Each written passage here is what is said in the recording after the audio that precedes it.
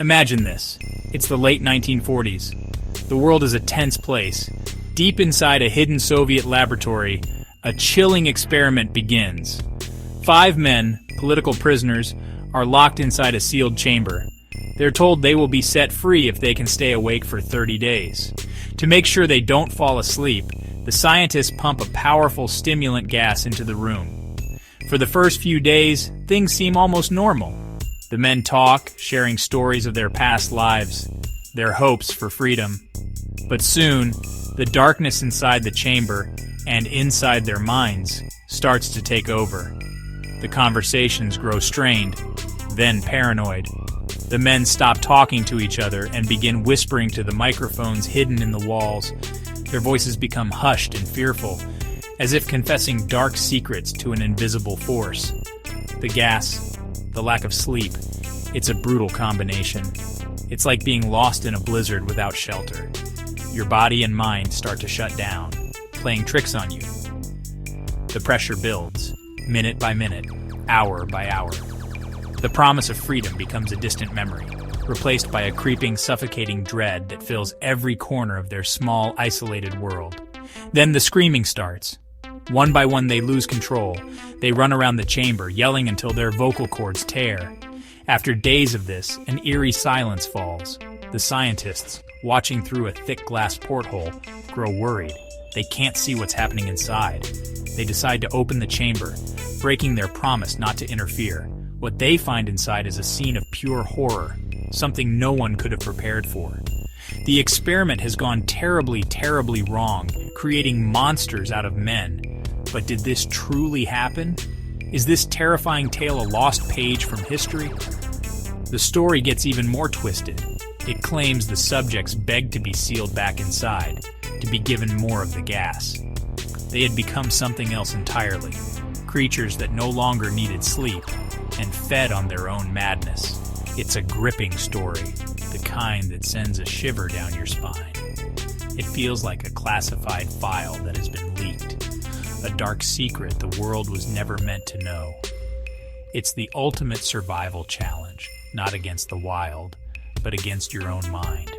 The question you have to ask yourself is this a real account of a scientific mission gone wrong, or is it something else entirely?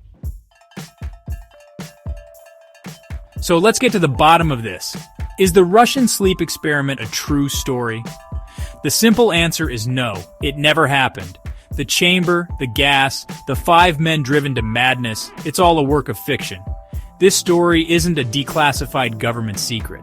It's a piece of modern folklore born on the internet. It belongs to a category of stories known as creepypasta. It's a strange name, I know. Think of it like this. You've heard of copypasta, where people copy and paste text across forums and social media. Creepypasta is the same idea, but for scary stories. These tales are designed to feel real. They are often written in the first person, like a diary entry or a news report. They might even include fake photos or scientific data to make them more believable. The Russian sleep experiment is one of the most famous examples. It spread like wildfire across the internet because it tapped into a genuine fear of what science can do when it has no rules. It's a campfire story for the digital age, passed from screen to screen instead of from person to person. It's a brilliant piece of storytelling, but it's not history. The goal of a creepypasta is to blur the line between what's real and what's not. It wants to get under your skin and make you question what you're reading. The writers use details that sound plausible, a Cold War setting, secret experiments, political prisoners, to build a foundation of believability. It's a survival tactic for a story. The more real it feels, the more likely it is to be shared and to survive in the vast wilderness of the internet. So while the experiment itself is a myth, the reasons we find it so scary are very real. Understanding what a creepypasta is helps you navigate the online world. It's about being prepared and knowing what you're up against. Just like you need to know which plants are safe to eat in the wild, you need to know which stories are fact and which are fiction. The Russian sleep experiment is a powerful illusion, a carefully constructed narrative designed to prey on our fears. But now you know the secret. The monster isn't real. It's just a very, very good story. The real question is, What frightening truths inspired such a tale?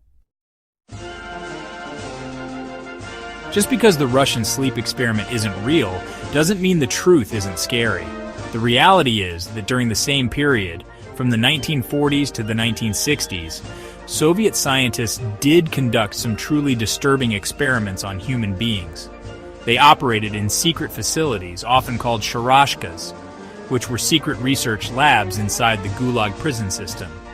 These places were real, and the work they did there was often brutal and unethical, crossing lines that science should never cross. The truth, in this case, is a different kind of monster.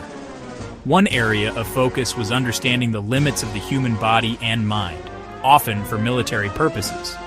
Sleep deprivation was a real method of interrogation and experimentation. Prisoners would be kept awake for days on end, not with a mysterious gas, but through harsh methods like constant noise, bright lights, and relentless questioning. The goal was to break their will, to study how the mind fragments under extreme stress. The psychological effects were devastating, leading to hallucinations, paranoia, and complete mental breakdowns, much like the fictional story describes. Furthermore, Soviet scientists were known to use dangerous chemicals on prisoners without their consent. They tested poisons, psychoactive drugs, and what they called truth serums. These weren't clean, controlled experiments. They were often crude and cruel, with little regard for the health or survival of the subjects. The infamous poison laboratory, or the chamber, was a real place where these substances were developed and tested. The people subjected to these tests weren't volunteers, they were enemies of the state, treated as disposable resources for scientific gain. So when you hear the story of the Russian sleep experiment, you're hearing an echo of a very real and dark history. The story is fiction, but the fear it's built on is not. The idea of scientists with unchecked power operating without morals and using people as lab rats is not a fantasy. It happened. The real Soviet experiments may not have produced grotesque physical monsters, but they revealed the darkness that can exist when the pursuit of knowledge is stripped of all humanity. That's a truth that is, in its own way, just as terrifying as any creepypasta. So why do stories like the Russian sleep experiment feel so real? Why do we want to believe them? It's about human nature. We are hardwired to respond to threats, and a good scary story simulates a threat in a safe environment. It gives you the thrill of survival without any of the real danger. It's like practicing an escape from a predator. Your heart races, your senses sharpen, but you know you're safe on your couch. These stories tap into our deepest, most primal fears: loss of control, the unknown, and the darkness that can lie within the human mind. These tales are also powerful because they often contain a kernel of truth. The Russian sleep experiment works because we know the Cold War was a time of secrets and paranoia. We know that governments have performed unethical experiments. This sliver of reality acts as a hook, pulling us into the narrative and making the fictional parts seem more plausible. It's a clever survival strategy for a story. It camouflages itself with facts, making it harder to distinguish from the real dangers out there in the world. It feels like something that could have happened. The creation of these stories is also a way for us to explore our collective anxieties. In an age of information, we are constantly hearing about conspiracies, secret programs, and scientific breakthroughs that we don't fully understand. Creepypastas are like modern myths that help us process these fears. They take a complicated, abstract fear, like the ethics of science, and turn it into a simple, terrifying monster. It's easier to be scared of 5 crazed men in a chamber than to grapple with the complex history of real-world scientific abuses. In the end, whether you're facing a grizzly bear in the wild or a scary story on the internet, the principle is the same: know what's real and what isn't. The Russian sleep experiment is a fascinating piece of fiction, a testament to the power of a well-told lie. But the true stories of what happened in secret labs during the Cold War are a chilling reminder that reality doesn't need monsters or mystery gas to be terrifying. Sometimes the simple, documented truth of what people are capable of is the scariest story of all. And that is a lesson worth remembering.